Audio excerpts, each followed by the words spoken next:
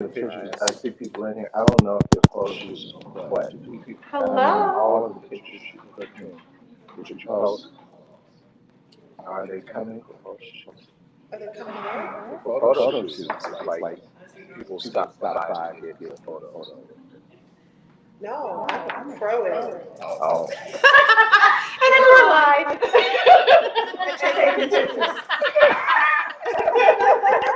That's what we do. That's what we do here on Coffee Break Live. We talk about selfies and pictures and photographers and, that's what we do. Okay, so, well, you can actually turn it, you can turn it down. Sure, that's on. Well, hello everyone, welcome to Coffee Break Live. I'm really excited today because I have got three of my people here. You know my sister Cheryl. If you don't know her from my post, you got to know her from her own post because this woman is one of the hardest working women in Memphis. Thank you. This is an amazing store. If you have not been to Cheryl Pesce, the lifestyle store, I don't know why. You're missing out, but you need to come on down. And then I also have two of my, I love these people. I affectionately call them Auntie and Uncle Marc and Auntie Mildred. They are the authors and relationship coaches. They wrote the book B, Embracing Attitudes for a Strong, Healthy Marriage. And when I tell you, you all need to get this book. It is not just for marriages. It's for if you're in a relationship. This is the book you definitely need to get. Welcome to Coffee Break Live. I am Dr. Latina Epps Thomas. I am a naturopathic doctor, certified yoga instructor. I am the co-author of the book, The Health Coach Collective. I am a corporate health educator. And you are here with Coffee Break Live. And today is Marc and Mildred's book signing here at Cheryl Pesce Lifestyle Store. So come on down. We have got some people here already. Come on down so you can actually get your book and you can get it signed. So today we're going to be answering some questions. So make sure you have all your questions. You're going to put your questions in there, and we might even have someone read us some questions as they're looking on joining us from over afar. Tell us what questions are on the screen here. I can't see, so I have my glasses on. But I have that. Oh, I can't see that. Well, let's get started. So when did the idea for this book be start? Like when did it trigger in your head you need to write a book? Well, actually, we started the book probably 2018, early part of 2018, and then it just kind of laid dormant. When did we start thinking about it? Probably before then. We just never really sat down to get it done. But 2019 rolled around, and it was like, okay, we need to get this out. We started writing in 2018, finished it up in the early 2019, sorry. We started in 2018, finished it up in 2020. Yeah, because you had nothing but time, right? Welcome to the pandemic world and all the crazy that goes on it. So we can get things done. So we were able to just really sit down and focus and really get it done. Because a lot of people have been asking us, when are you going to write a book? When are you going to put your thoughts into so people can have it and actually be able to glean from what we've been trying to give people.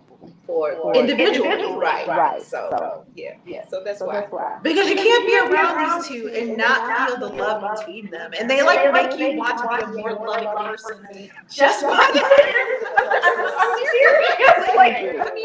Being around you is like, okay, now I need to go be even nicer to my husband.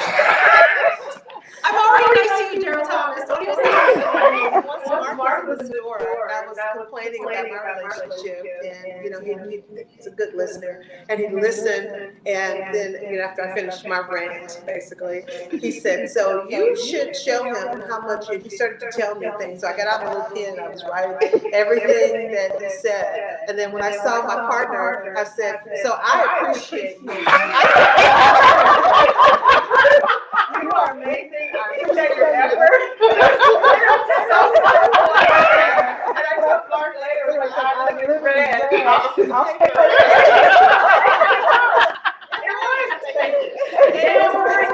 I see a lot of people joining us. Hello, everyone. Thank you for joining us. Make sure that you put your questions in the comments, and I can't read them from here. But if somebody, Daryl says you're looking good. Says you're looking good. I can see. thanks, there's someone over there. You see a question on the screen? If you could let us know, that would be great. I got this. All right. So, I know that you've been. You wrote this book last year. Came out last year, right? Around October or so. I think we didn't announce it until late in the year because we were hoping to actually have a book signing when it came out, and things just kind of got delayed. So I think it probably was about October, September, October before we actually let people know that we had. Yeah. Okay. And how long have you been relationship coaches? Because you guys, seriously, everybody needs to. The sound is echoing. All right, is everybody turned down? Do we want to turn I'm all the way down. I'm all the way down. Everybody's all the way down. It's still echoing. Have the sound off. Is it still echoing? Is it still open? We'll just keep going. Can everybody hear? Yeah, we'll just keep going. Let me know if it's still echoing, because I'll just have you turn down or turn off, and then we'll just see if we can just go from here. Okay. So y'all have to hear this. You have to hear this. You gotta get this. Okay. So here's my next question. B, what's up with the title? Well, the B is representing the state of being, and we have these chapters that represent attitudes and expressions that you want to represent, that we all go through, that we all relate to. And being is a state, and becoming is where you want to get to. So in the book, we wanted to represent what it's like to be where you are, and what it looks like to go where you want to and become what you need to. So it's a process. It's always a process. And we talk about what does the process look like, and what does it feel like? Because a lot of times we've been told all of our lives to do this or to do that. But how do you do it? What does it look like? And it actually may look different for each person. So that's where the conversation starts. Well, what does it mean to me to be more intentional, to be more loving, to be more intimate? What does it really look like for me? So that's what we try to get into in this book. And we put the attitudes in alphabetical order, but I think if we had started just, it didn't put them in alphabetical order, the first B would be intention. Because I think that everything really stems from that. Is you put your intention into your being, your living, your moving together and being one together. Oh, I get it. Yourself. I totally get it now. Each chapter is a be accountable, be covered. I get it. I didn't really get that before. Be a hearer. Fantastic. Now I can understand it. Be loving. Yeah. So let's talk about that. What's the first chapter is be accountable? Yes. Be accountable. What does that mean? Being accountable is being willing to answer to yourself, to your spouse, to someone about your behavior, your attitude, your choices, But later on in the book, I don't know exactly where in the book it is, but we talk about connecting with people who will give you wise instruction, wise It's in that counsel. chapter. Is it Yeah. in that? Connect with seasoned individuals and couples. So you who are walking connect with in people wisdom. who will be right. Yeah, Because you got to you're have right. somebody that's going to speak life into your Love situation. it. So, but you want to be accountable, and we found that a lot of people don't want that.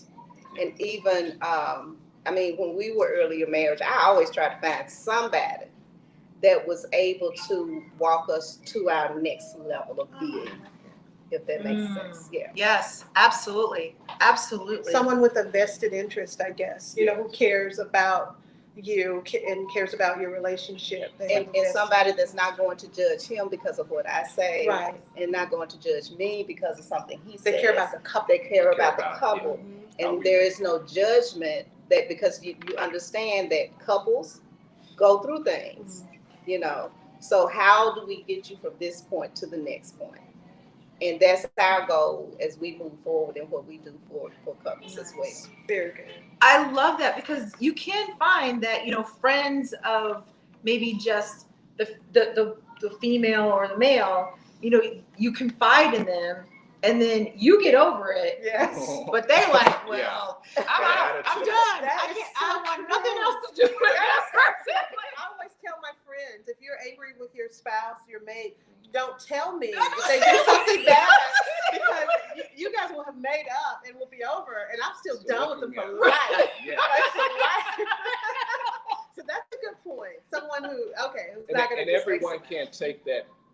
They can't handle that. Yeah. So you want to vet Good. your person of accountability Very good. to make sure that they can handle what you give. So it may not be the person you thought. Yeah. Interesting. But it needs to be someone who cares enough about you to give you that balance. Yeah. And then tell you when you're wrong. Mhm. You know, call you out. Yeah. That right there. That's really important. You don't need, I don't actually think we have friends at this point in our life that are just yes people, No. because nobody needs just a yes person and just co-sign all of your madness. Yeah. Because I know I can be crazy, and when I get crazy, I need someone other than my husband to tell me that I'm crazy. Especially in a tribe, you know, in our tribe, we're that for one another. We're ride or die, but we're also the one in private that will pull you to the side and say, "Now, girl, you know, Yeah. You're tripping. you're tripping. You were wrong about that." Yeah. Mildred makes a point a lot often when people discuss their conflict. There's some things you want to lay out, and the first thing she'll ask, is he a good man or is he a good woman? Or is she a good woman? Yeah. Is he a good man or is she a good woman? That's what we want to establish. Yeah. And after that, let's work from there before we start deconstructing who they are. Is their intent solid? Are they committed? Good Do they question. love you? Do they care? Okay, let's hold on to that. They're a good man. She's a good woman. Let's build from that, because And if you don't they're want to throw away anything that's good, no, you don't. You want to you know, get rid of that because then what? and start over. What's gonna happen then? Yeah. You It's know. almost like you know that person's crazy. Yes. Then you gotta relearn somebody else's crazy if you get rid of that crazy, right? The bad you know is better than the bad you don't, or whatever. I forget the quote, but there's something about that. Yes. Yeah. The So known evil is better than the unknown evil. And what are you willing to work with? Yeah. You're going to work with something. Come on in, everyone. We're come still have on people in. coming in. She's Yeah. got her book with her. I know, I love it. I love it. Beautiful. I love it. I think it was Bob Marley who mentioned that, you know, you got to decide who you marry, because you're going to have to deal with their baggage. You're going to have to deal with someone's stuff. Yeah. Or do you love them enough to deal with their issues? Do you love them enough to unpack their baggage? Yeah. Ooh! That's why she's my auntie, y'all. Y'all. You gotta get an auntie and an uncle like I have. I'm telling you. Or get the book. Man. Go get the book. Or get the book. Or get the book. Get Forever the the book. salesperson. I'm here like, well, get the book. Get the book. Yeah, because they don't have time to deal with all y'all stuff and mine too. And mine. And Cheryl. So you gotta get the book to get this kind of information, because this is Yeah. the pearls of wisdom from this book. I'm telling you. Okay, so we've talked about being accountable. What if you have Okay, so let's just say you have a marriage where one person just doesn't feel like, you know, when you ask a question, hey, what time are you gonna be home? I don't feel like that's an issue. That should be an issue. You know, some people may not feel like that should be an issue, but there are others that do. And I feel like sometimes men have a problem with answering that question more so than women do. Like I don't know. I personally, as a woman, I feel like I want to tell my spouse, or I want to tell whoever I'm accountable to, hey, this is what's going on. Because you never know. Like, we live in a society now that you just never know what could happen. Yeah. You know, is that part of the accountability? Is that what you're talking about? Like time as well as other stuff? Like, what are you talking about? It can be accountability. Also, you know, early in our marriage, we went through all that. We went through the, you know, hey, babe, what time you coming home, you know. And I think sometimes men and women can feel like, well, you don't trust me. What's, you know, why you got to know where I am, where I'm going, you know, all of that. But I feel that when you mature in your relationship, it's not an issue, because you know that my concern is I want to be sure that you're safe. Yeah. I want to know, you know, that's my reason for wanting to know where you are. And I think some of that, and I've grown to understand this with my mate, is that he doesn't want to disappoint me. Ah, okay. And so he knows that. If I say, so what time are you coming by? And he says, you know, 5. He knows Cheryl, and he knows that I'm going to be standing there at 5 o'clock at the door waiting. Well, and you know, ready for him to open the door at 5 o'clock. I put in a lot of time for him to open the door at 5 o'clock. And so by 5:15, you know, I'm starting to take stuff off. You know, and the attitude has... by 6 o'clock, dude, it's a problem. He better not show. Just don't even come to the door. Just pass. And of course, I'm checking the phone, looking at my watch. I'm like, you see? Did you see? And so what I have learned, honestly, and he's helped me understand that it's not that he doesn't want to tell me what time he's coming. Because of his work, it's not always that cut and dry. You know, that I'm coming at that time. And he knows that if he gives me a time, I'll expect him the time. So what I have said is, the minute that you know you're not going to make it at 5, hit us a step. Yeah. Well, and that's all. So you said expectations. So then my expectations. Exactly. We communication, right? Communication, right. And we have to understand what are our expectations of each other. A lot of times we assume, because we think love answers and speaks everything, but it doesn't. It just exists. And we have to do the talk. We have to do the communication. So we have to determine, what are these expectations that so much ride on? What do you expect from me that's unspoken? And we have to be willing to go through this process, which may mean there's some disappointments, there's some failed expectations. Communication is huge, and we talk about that almost every time we meet, because adjusting and becoming really efficient at communicating is the key. There's one chapter in the book where we learn and we speak about agreeing to agree, because you know, we've often said, well, we'll agree to disagree. Yeah. Right. But we have learned in our process that it's very important for us to move toward agreement, because the whole point was two becoming one. And the book says, how can two walk together except they agree? So what does that mean? Does that mean we're going to always agree? No. Does that mean we're going to have the same opinion? No, it does not. But what we have determined is that our goal is to move toward agreement. So we're not going to settle for disagreement. Even if we disagree, we may have to table it, we may have to put it to the side with respect, you know, but ultimately we want to move toward agreement, even if that means still our opinions don't match up, because ultimately we want to agree and be one. And we can't do that if we start putting barriers between our process. And then we have to understand that it's not about thinking alike, it's about thinking together. Oh, I'm writing again. So much down. Oh my gosh. Again, another pearl.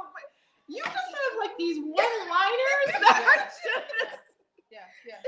I'm gonna have to go back through and watch all this all over again so I can take some notes. Y'all better have some pen and paper, all that taking notes, because you see Cheryl over here taking notes. I'm so enthralled. I can't even do that. Yeah. But before we even go any further, how long have you two been married? How long have we been married, baby? We've been married for 41 years. What? Oh my gosh. Can we get a round of applause? Everybody, upstairs. I put in 2 seats. It's ridiculous. Oh my gosh. I had no idea. I mean, you look 41 years old, so that really. I know, they were two. They were two. We have when 3 they got grown children. Grown. Wow. You said good and grown. Good and grown. Good and grown kids. Good and grown. Amazing. Wow. Okay. So we know your relationship coaches. We know that you have the love for each other. We see it, all of that. But you can't tell me that in 41 years it's been perfect the whole time. Absolutely No. Absolutely not. Part of our journey, even to writing this book and getting to the place that we are, and it's been a journey and it's been a process.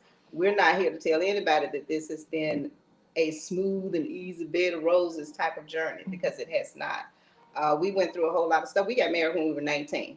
And we knew very little about what that looked like, what that was supposed to really be. People didn't talk about a lot of things. So we had to learn. And I tell people, you're not automatically, just because you stand before the preacher and stand in front of witnesses and say, I do, and they pronounce you husband and wife, you're not automatically a husband or a wife, because you don't even know what that is. That is so true. So husband becoming, and that's part of being, becoming, and being too. Okay. You become that in your marriage when you're going through the process, when you hit the rough patches, when you meet the challenges and you make it through those challenges. In our journey, we went to counseling. We went to workshops, seminars. We had people, those wise people that we talk about in the book. We had those people in our lives that would come to our rescue when we needed intervention or mediation between us, to keep us going. I had a mother that did not take sides, period. That's wonderful. Never. That's great. And I'm going to be absolutely honest. One time I wanted to leave and I called to talk to her. She said, you just don't care. And that was my mother. So I'm like, okay, I can't go home. Right. I mean, you could, basically what she was saying, you can leave, but you ain't coming here. And she loved my husband. She loved my husband. And he's always been a good man. I didn't know that then, because we bumping heads and clashing like titans. You were young. But God brought us through all of that. And it was because we were intentional about working through the process, and we were always involved in something that was going to help our relationship to be enriched and to be stronger.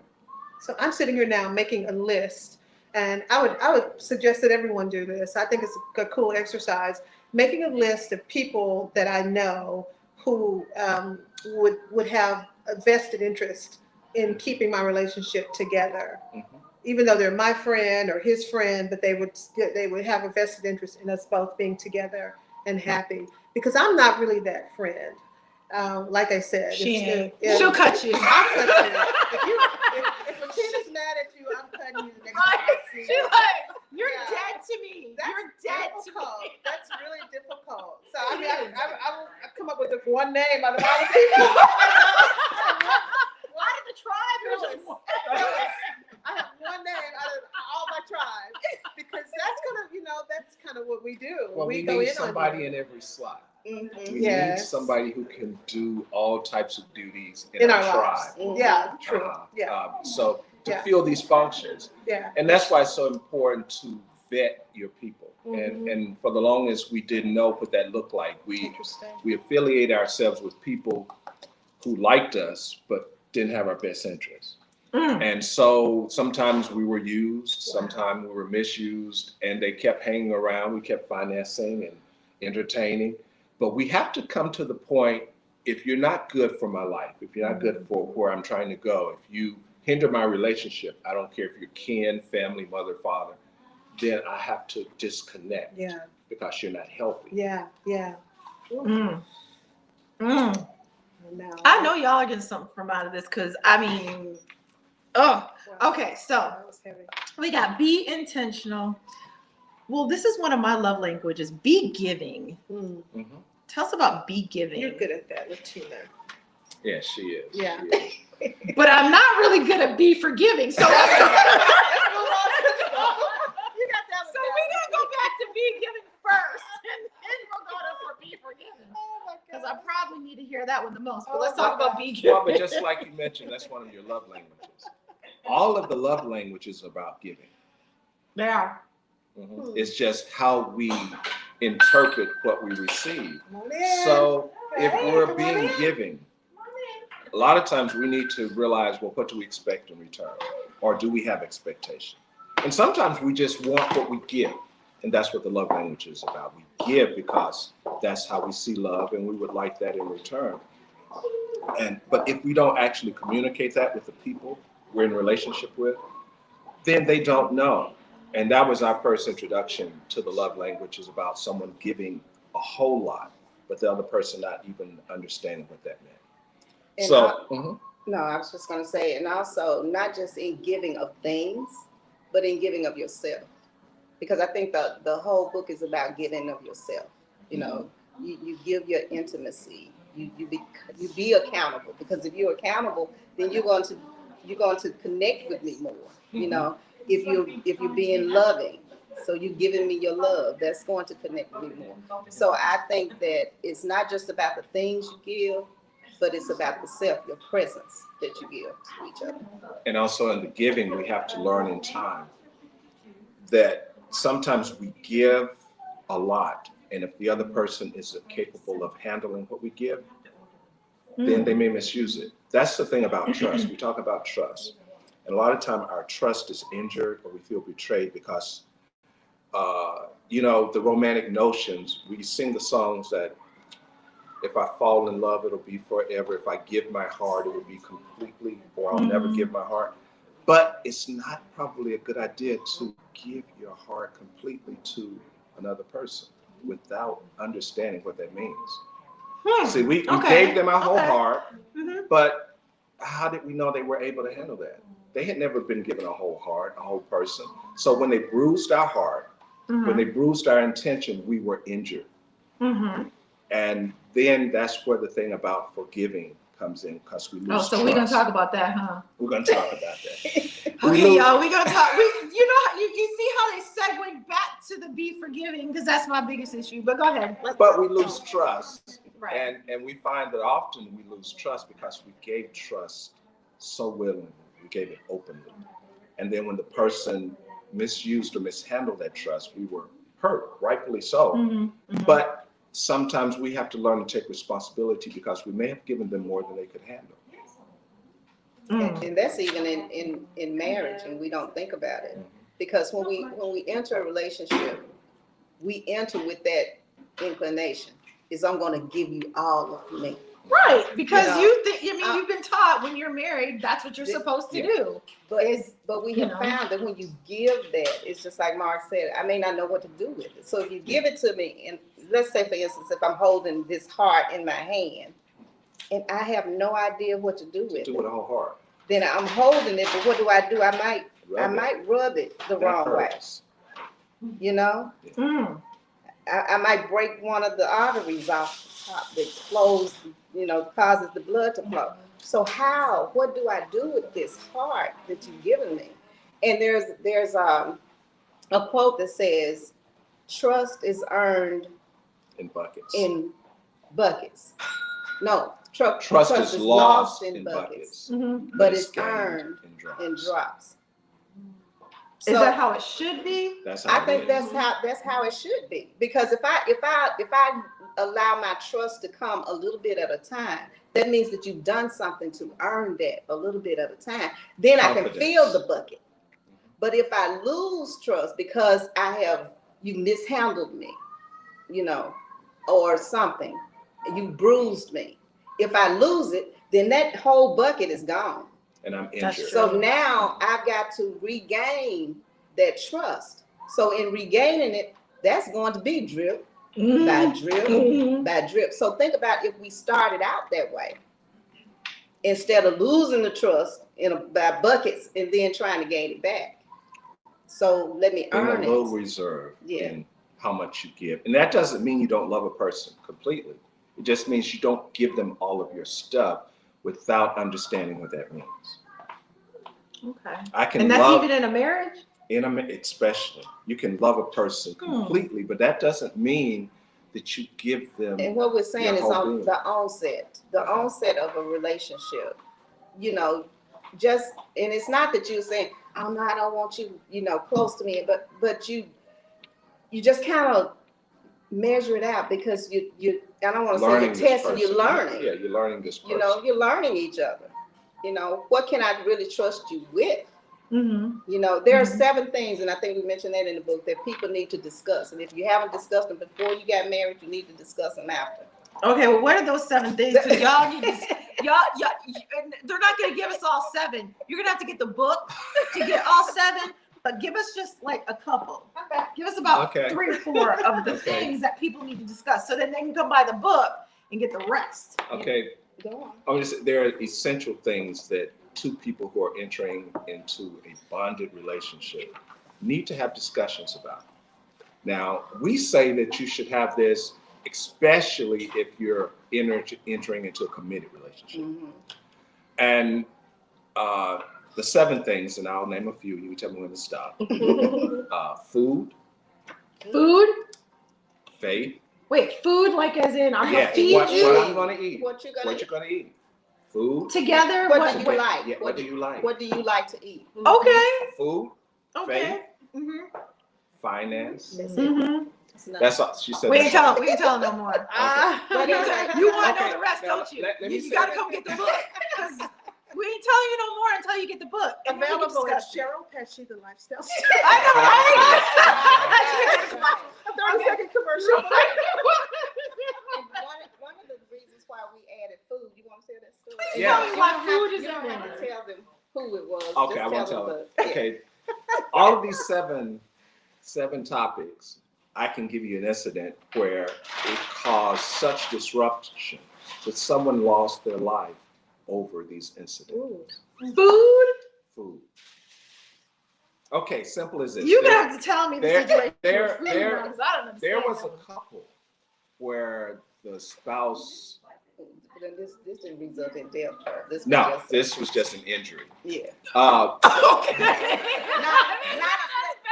a physical. No, what I'm talking about is yeah. I missed that one. I know the one you're talking. No, this is Oh, one okay. where the particular spouse like burnt the steaks or the pork chop, whichever you want to choose. Mm. And physical violence resulted in it because this is over food. Now, let's take it not so seriously. How many times have you had a disagreement with your partner or the person you're with because you say, what are we going to eat today? I don't know. What do you want? Whatever you want. McDonald's? No. No. Chili's? No. City Silo? No, I don't want that. You see what I'm saying? I do love some city silo though. You're right. So now every time you mention something and they say no, attitudes start, like. Well, what you I say asked doesn't you matter. what you wanted. Exactly. Why So did you- there's aggravation. And what we say about a committed partner. What if I want to be with her and she's a vegan and I'm a meat eater? How are we going to live together?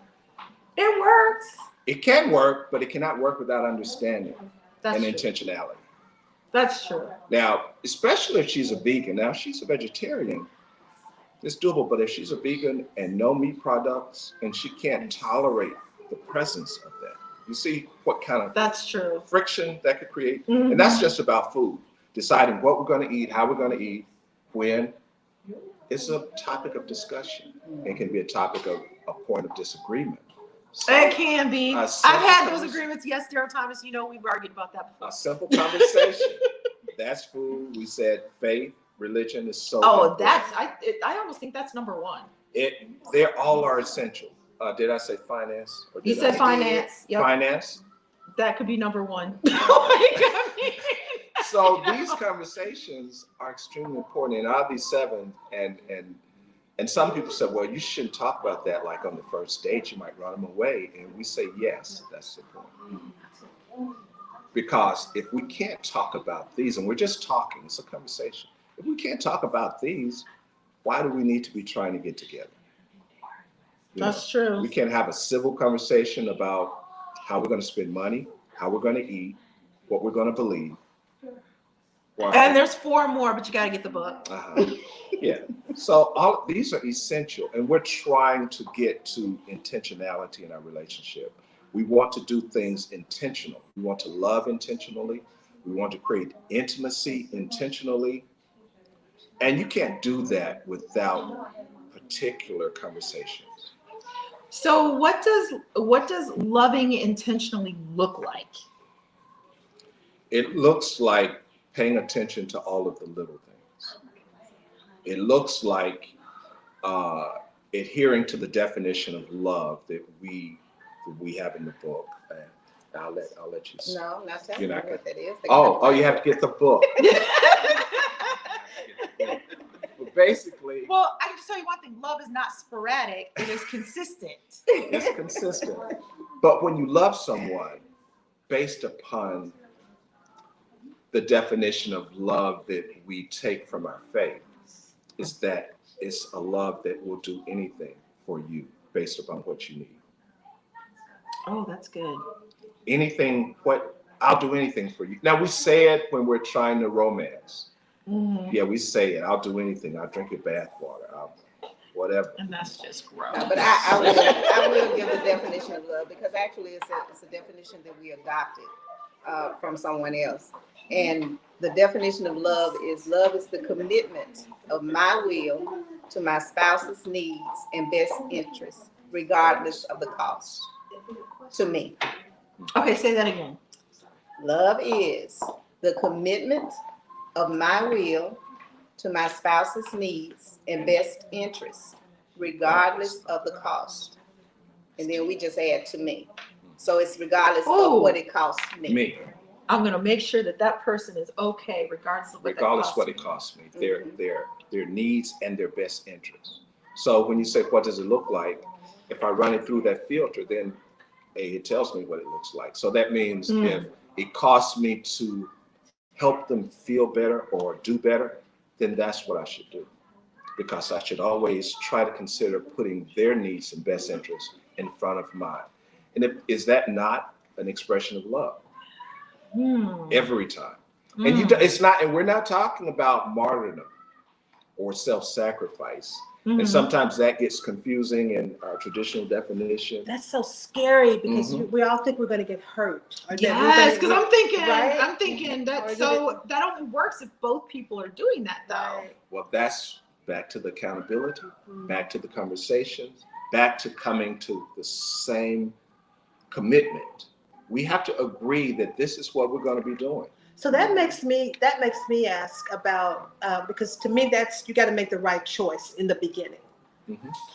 So that makes me ask, how did you guys meet? If I may ask a question. Okay. How did you guys meet? Because Tell it. oh, so cute. Oh my goodness. I feel like there might be 2 sides of the story. No, well, actually, no. It's just that we met on several different occasions, because we met when we were young and Younger. I mean, you were 19 when you were married, so how much we younger? but we met when we were children. yes. Oh, okay. All right. But I don't remember that. He does. Oh. But and the reason why I say that is because my mother and his mother had a mutual friend that lived actually down the street from me, from us.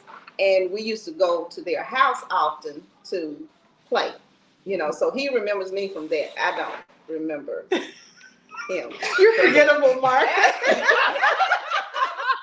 I was going to play with her daughter. He had his eye on you. He was like, Nat King Cole, was it?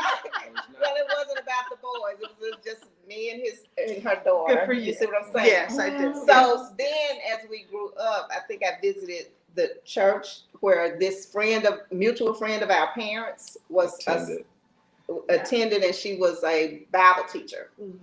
And I went and visited, and she asked a question. And the question was, what was the question, babe? You tell it. You tell it. I love it. And the question was, how many did Jesus feed with 2 fish and 5 loaves of bread? So I raised my hand because I knew the answer. Mm-hmm. So I said 5,000. And he looked under his eyes like this and said, that's not correct. Oh. Oh. So anyway. She remembers that. Yes, I remember that. That's why she gets to tell the story. Because it means more to her. And you were wrong. So She can still anyway, feel it. yes, She I can still feel feel it. I mean, I feel it. Oh my goodness.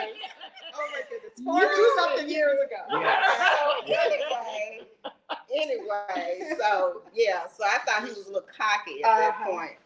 So I just kind of let that ride. But anyway, I wound up. She didn't really let it ride. Yes, I did, because I didn't see him for another long time, so it was fine. So we met up again after I joined. His father had become a pastor, and I ended up being a member of the church. So we became friends at that point. Yeah.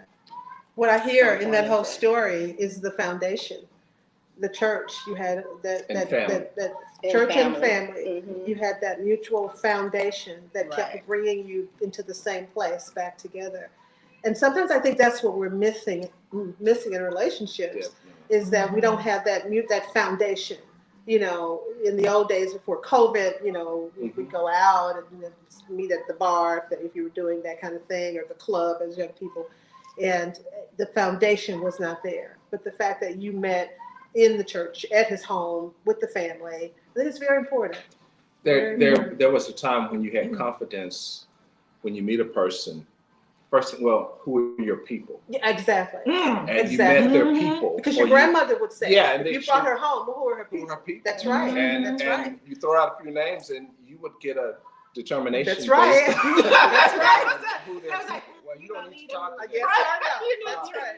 But there were plenty of people that you could talk to, because there was a common level of community that we shared values, and it was in the whole group. And we have kind of gotten away from that. So now we have to do a whole lot of work to vet the people we come in contact with, because we don't know their people. We don't know where they came from.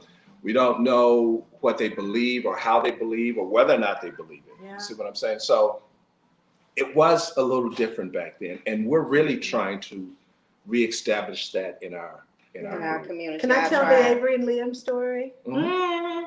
So everyone knows on Facebook, they know my daughter Avery and her boyfriend Liam. So I actually introduced them. Avery was in Chicago in school, and I just really didn't like her choices that she was making. And I set myself out to go and make it better, to fix it myself. So literally in the grocery store, wherever, if I saw a young man once at the grocery store, so handsome. He had a little basket. He was shopping. I was like, well, he's shopping all for himself. He's all alone in this world. I'm gonna go over there. So these are the kinds of things that I would do. And she had admonished me, please, Mama, you've got to stop doing that. You've got to stop doing that. You can't choose my friends for me. It's okay, darling. I won't anymore. I won't do it anymore. Except I went to the farmer's market. This was 5 years ago. Went to the farmer's market early in the morning, and there was this young man. And he was telling me about the plants that he had grown on his own farm. And he was a certified organic farmer. And so he started telling me about the succulents and the plants and all. And the entire time he's talking, I'm just looking at him. And I'm like, well, look how straight his teeth are. He had good parents. Someone put braces. on his teeth. He's just talking, and I'm looking at his hair haircut, he had a belt on, he was 6 feet 6 inches tall. And I'm just looking at this young man, and I don't remember a thing that he told me about these plants. And so I walked away and just kept thinking about this wonderful young man. Next Saturday, I went to the farmer's market. Hey, Miss Cheryl, he's telling me again. So I vetted him. Yes. I went around the farmer's market and asked people, do you know this young man down here? Oh yeah, that's Liam. He's wonderful. He's this, and he's got a great family. His grandfather was a minister, and he's farming the family land, and so I went through this whole process. And I said to him finally one Saturday, you should meet my daughter. Of course. he was taken aback, and he just said, yes, ma'am. He was scared of her, y'all. He said that because he was well raised. He was raised well. If you say so, basically. But he respected you because he saw what you brought to the table. He had gotten to know me as well. There's a pastor, he's passed, but his name is E.B. Hill. And he mentions in one of his messages that you just can't let your people just go any kind of way. You say you got to match, you got to mate them up. You got to match them up properly. Absolutely. And that's what I said to Liam that day. I said, because you young people don't know how to meet and mate. I did say that. I said, because I did, because all I could see were the grandbabies. I was like, oh my God.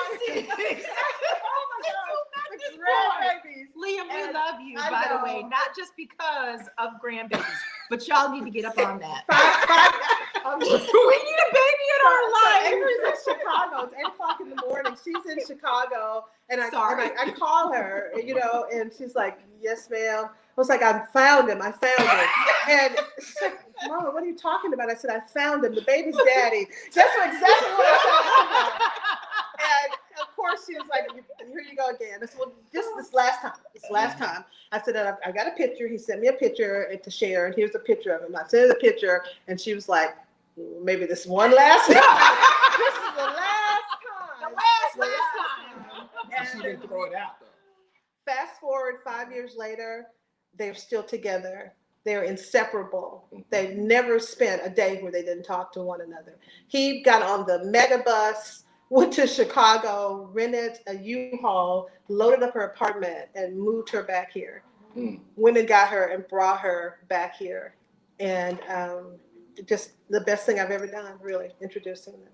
That's why it's so important to have this common thread of values. Yeah. And we used to know what that was. And that's why it's so foreign sometimes the way we meet up in this culture.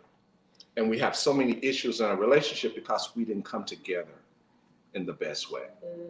One of the things we talk about, and this it's not in the book, but we talk about the fact that we are a multi-component being, triune being. We live in a body, we possess a soul, we're spirit. All of those aspects of us make a difference who we are. And a lot of times when we come together in union, we meet up in different ways. Now, we believe that the best way for two people to come together is spirit to spirit, soul to soul, and body to body. But in our culture, we tend to come together body to body, Soul to soul. soul to soul, and spirit may not ever come together. Right. But the body comes together, and then we get clouded because body is good, body is fun, body is addictive. And then we come together soul to soul, and we may have bonded with a person who may not be that healthy for us, but we're connected because we didn't do the assessment of the spirit and the soul. So back in the day, our elders, they knew some things and they didn't always know how to say it. Sometimes they would just say, you don't need to do that. And you didn't do it. They didn't explain it, but and they didn't always know how to express it. But they were wise and they had experience, and if you respected them, you trusted them. That's right.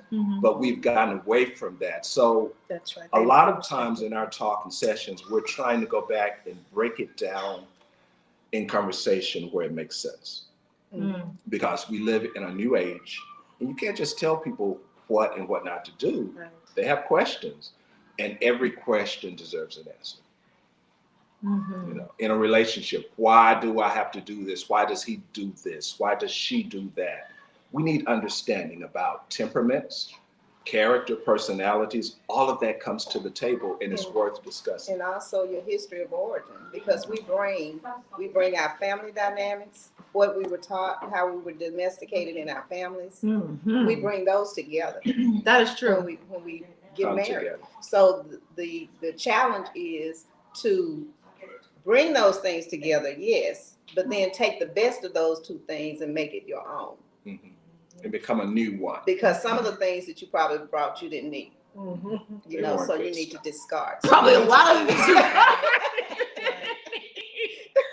just saying. Plus, I think we need to remember that you don't just marry the person, you marry their family Marry too. them. Like you can't just, Generations. yeah, you can't just divorce away from the family, but keep the person. Like it doesn't work like that. You know, know? we went to our cousin's wedding, and it was beautiful. I don't know if they're on the feed, but she married into another family, and the family was out of the country. And we got a chance to meet. I'm sorry. we are doing the flip side after this. But the beautiful thing is that the families got to meet up. Mm. And I hear that there's a tradition in some cultures in Africa where when a man and a woman decide that they want to marry, that they have a big feast, and each family, they line up along a long table and they meet each other and they learn who they are. They have discussion. They understand what kind of people are coming together, because you're not just bringing these two, you're bringing all of us together. Right. Sometimes you're bringing cultures together Mhm. that didn't exist. So we're all a part of this. So yeah, it's understanding. And sometimes we don't have that understanding. So what are your feelings about arranged marriages? Because that sounds like an arranged marriage for sure. Interesting. We watch a lot of relationship shows We sure do. because we're just trying to see what's going on in the world now. Yeah, And yeah. one of the shows that we have found interesting is Married at First Sight. I don't know if you're familiar with that show. And at first we were watching it kind of like skeptical because of, but when we really watched and we determined that the people who were organizing the show were really particular about how to put these people together, matching these people up and being concerned about walking them through and helping them through. It was a lot better than Oh, come on in. what some of the dating online services. Marriage.com. Match.com. It was a whole lot better than that. And it was a whole lot better than it was in the old days where they just picked you because. You see what I'm saying? So if you actually laid the stuff out, the criteria out, and you answered some questions, you have a better chance of success, because you're not marrying because all of a sudden you're entranced by the body. Because of those feelings. Those feelings, which are wonderful and excellent. And need to be there. They need to be there. That's You need to make a connection. Yes. But these other things are what Spirit, help soul, you stay body. together. Mm. So if we put in some effort into matching us up based upon that criteria, I don't think that that's such a bad thing. And that's pretty much what I did. That's what you did. That's Yeah. exactly what you did. I knew I was doing that. I knew exactly, because the things that Leon had told me, he was all Northwest playing clarinet. You know, Avery was all Northwest choir. You know, and I'm just putting all this together. Even though he's 6'6", looks like he's on the Grizzlies basketball team. But you know, he's like, no, I don't play basketball. You know, but her dad is 6'6", so I knew that she'd like that, appreciate it, and I knew what I was doing. And I am that person, along with his aunts and his mother, his entire family. We're those people who have the vested interest. Both sides of the family want them to be together. So I trust that his family is saying, no, Liam, you know, do the right thing, be the man, take care of Avery. And of course, I'm saying to Avery, what's his favorite food? Learn to cook it. It's very old-fashioned. It is. It really You're looking after the generations, and that intentionality. grandbabies. Exactly. Yeah, yeah. And you know, the same That's true. old preacher once said that you can't get thoroughbreds out of mules. You know, so if you And I you're not wanted to continue that. Okay. She wants to continue the line of the thoroughbreds. and that seems, I'm clear about it. yeah, and that seems harsh, Yeah, but I'm you clear know, about it. we're trying to become better, and we're trying to build. Yeah, Uh-huh. yeah, I'm very clear And about so it. since we're trying to become better and build, and everybody wants good, everybody wants better. We see a lot of images in our society, and we want the good stuff. You know, how do we get the good stuff? It doesn't come to you if you don't, you know, maybe you don't deserve the good stuff. You know, how have you prepared yourself? You want the best stuff, but what are and who are you? Have you done the work on you before you looking for the best that you can get? Oh, that's good. So, you know, Work on your own baggage before you bring another person into your work world. on your own stuff. Yeah. Yeah, I love that. You know, there's a part in here, it's called Be Expressive, a chapter called Be Expressive. And underneath it says, there is a language in the eyes, the cheeks, the lips, even the legs and feet speak. And, you know, you're talking about being authentic and everything. But what I like about down here is speak up, be honest about how you feel while remaining aware and not neglecting consideration of your spouse's emotions. I love that. I love that. Be authentic. Feel what you feel. It's okay to feel what you feel, but it's not okay to throw your partner under the bus because of how you feel. So also feel what you feel, be honest, but don't do it in a way that's going to destroy the other person. Respect what they have to catch. You know, you're throwing a whole bunch of stuff, and you want to feel that security and safety with your partner, but also you want to make sure that they can handle that they're agreeing and they know that that's part of it. You know, people say quickly, I didn't sign up for this, but we kind of did. That marriage license, I have added so much small print to that marriage license. I promise you, we both do. It'd be like, nope, I remember signing a contract that said, you have to do blah, blah, blah, blah. Marriage is a marriage. And he does the same thing to me. It says you have to cook eggs and da-da-da. Yeah, okay, I see the fine print. You know? But you know, the whole point was to make us better. We understand that it's a covenant and it's a lot of hard language in it, but it's a challenge to make you be more than what you are with another person. And you become a one, you become a being that has never existed ever. Right. Because you're growing together, separate from your family, but still a part of your family. Right. You know? So you're going together to become that one entity that you were said that you are. You know, the two shall become one. And the interesting thing is, in the hope of the journey, is that we don't even know what that really looks like. So we're going with hope, anticipation, faith, love, because we want to become something great. And we're going to become that in agreement. Like you say, when we become this new thing, we have children, they become a new thing. They become a whole nother world and universe. That's the magic of this whole system. Then it's okay to set expectations. We as that third party for that couple, we should set expectations for them. Yes. Because they need something to strive for. So yeah, okay, very good. Well, if you have any questions, make sure you put them into the comments there so we can answer those questions. And if you have some books that need to be signed, we're going to go ahead and sign some books as well while we're answering questions. Cheryl, do you see any questions on there? People are just commenting. I love that definition. Hilarious. They're just commenting. There are no questions. There's a wow in all caps. Very good. Sounds good. So everyone is just, it's more amen than anything else. So guys, what about second and third marriages? Any advice for those of us who've had our second? I've had 2 divorces and working on my 3rd marriage, Well, hopefully.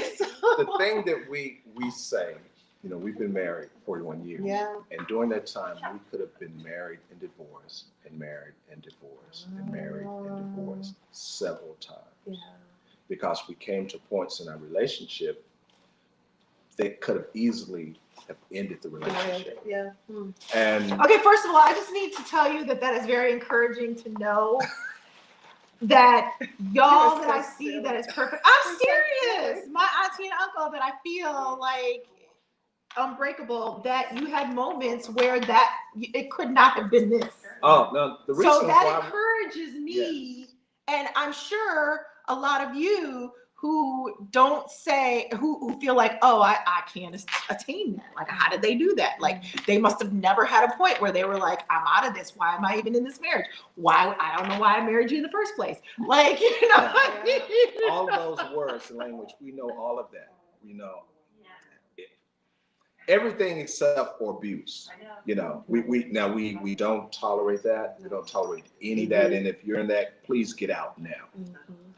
But if it's an issue of attitude, if it's about not being able to get along because we don't understand each other or we don't have the skills, then that's doable. But sometimes it's not workable. Now, what we have found in our process is that if one person in the marriage decides to grow and the other person says, I will not grow, there's nothing you can do about that, because we have to respect the will of the individual.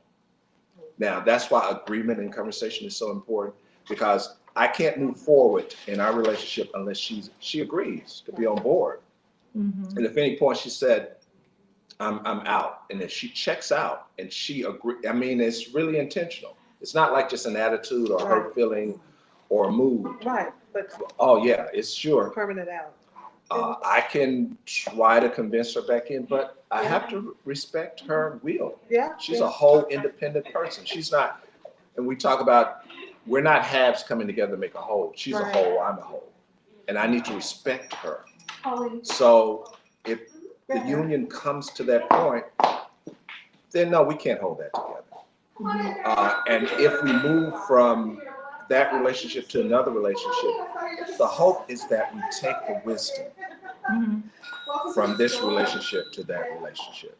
We do all we can. And one of the reasons why we started on this journey with the books and information, because we were addressing issues that confronted us. When we first started doing this, we did this because we needed this. And we went to a lot of, like I said, we went to a lot of workshops and seminars, and a part of it was spent crying and travailing and praying and writing letters. Yes. And you know, all of the issues that you have in disagreement, we have had.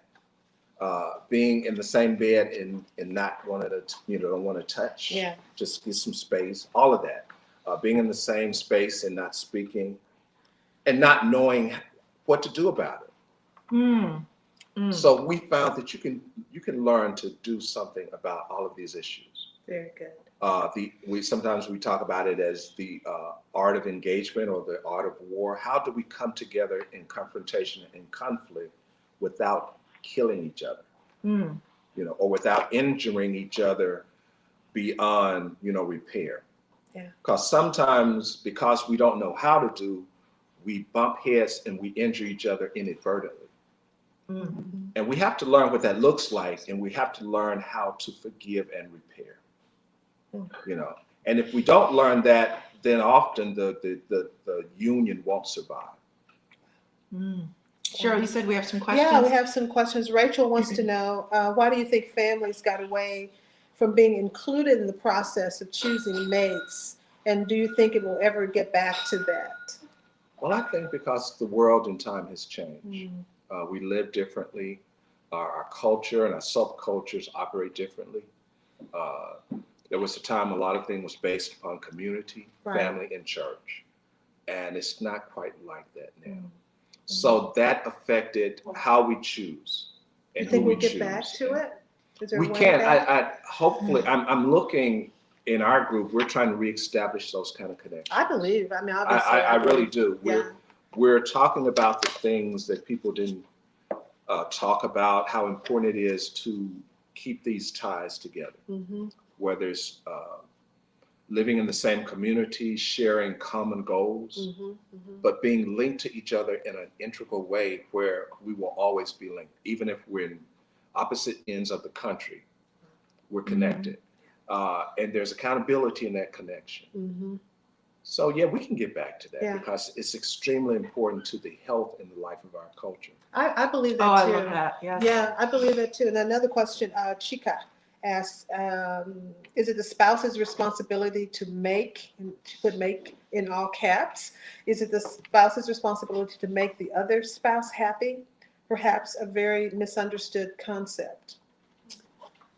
No, Not sure. it is not. Okay.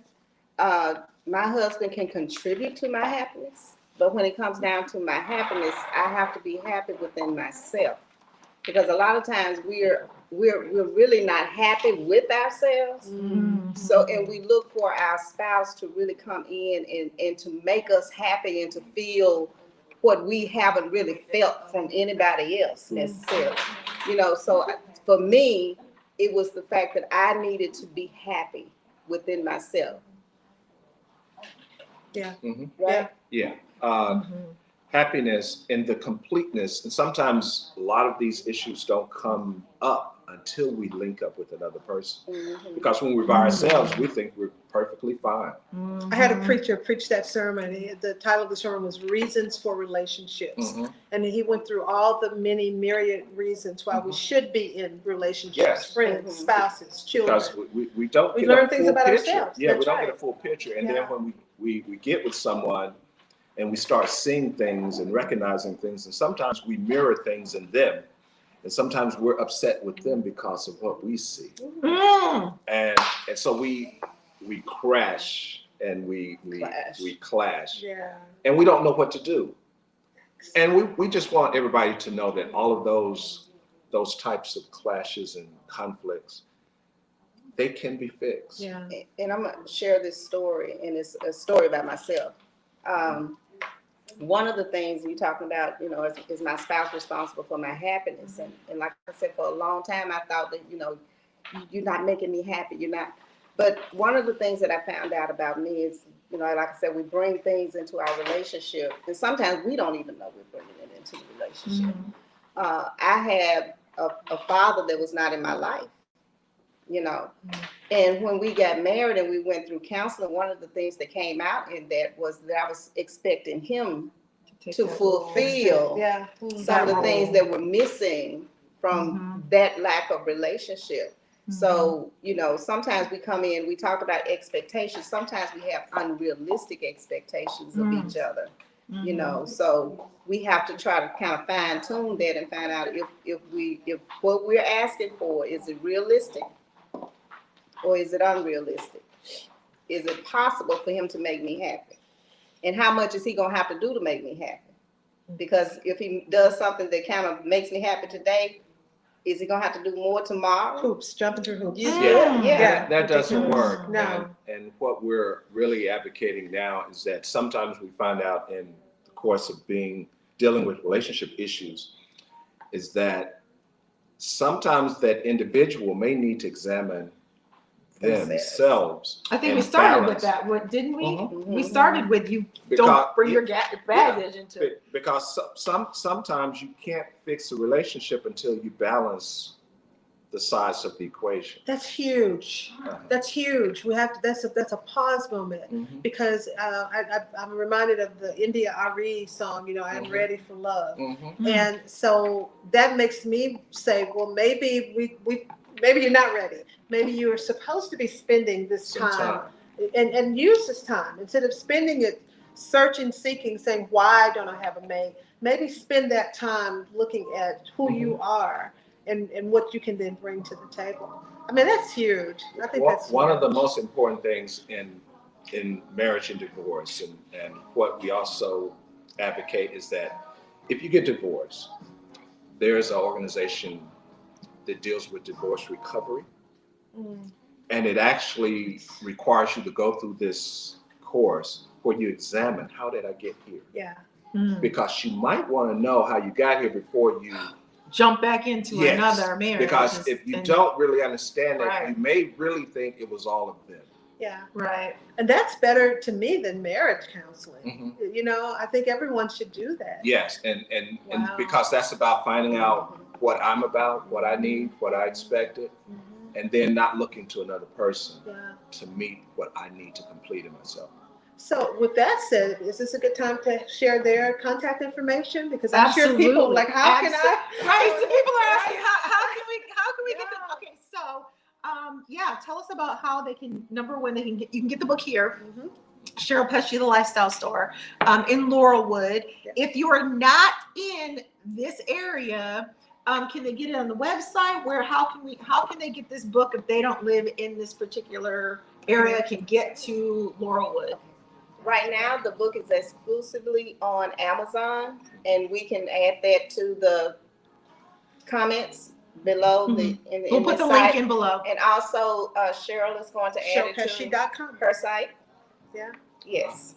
So you have two different ways. Now, I know that you also have share your social media, because you guys have a lot of stuff going on social media as well. So, and do they do sessions? Is there like a phone number or a way we can contact you? Yes, we do marriage and relationship coaching. You can contact us at lovealive@mail.com if you are interested in that. We also have a once a month Let's Talk about intimate relationships. That's once a month, and it's the first Friday of each month. And the information for that, you can find it on social media under Marc and Mildred Clark. And that's on Facebook and Instagram. And also Love Alive is on Facebook and Instagram. Fantastic. So we'll put the links to all of that in the comments. In case you didn't get it, it'll be in the comments. So make sure you scroll down, look in the comments for how you can connect with them on Facebook, how you can connect with, are you on Instagram too? On Instagram and Facebook. So Facebook, Instagram, any other, you guys did a YouTube channel. Yes, we have one, but we haven't. I know. We'll work on it, because I have one too, and I'm trying to work on it. So we're gonna work on that. All right. Are there any other questions? No. Awesome. Okay. Well, we are here at Cheryl Pesce Lifestyle Store right now. So come on down. We'll be here for a little while longer. Come on down so you can get your book signed. But is there anything that you want to kind of say about wrapping it up? What I want to say is I want to really thank our tribe, for Latina and Cheryl for inviting us and bringing us in. And I want you all to know that Cheryl invited us and Latina invited us earlier. And we had the ice storm. And then the next week it was the snow. We're going to do a Valentine's. It was for love and relationships for Valentine's. And then we had a storm of the century. Right. And that kind of canceled that out. But we want to thank and appreciate them for the relationship and for this beautiful place. You need to come down here. Oh, and I want you all to know that Cheryl dressed me today. Yes, so you look beautiful. We're both wearing Effie's heart, available at Cheryl Pesce. This is a store unlike any other store that you will come into. You will come in here and you'll be inspired.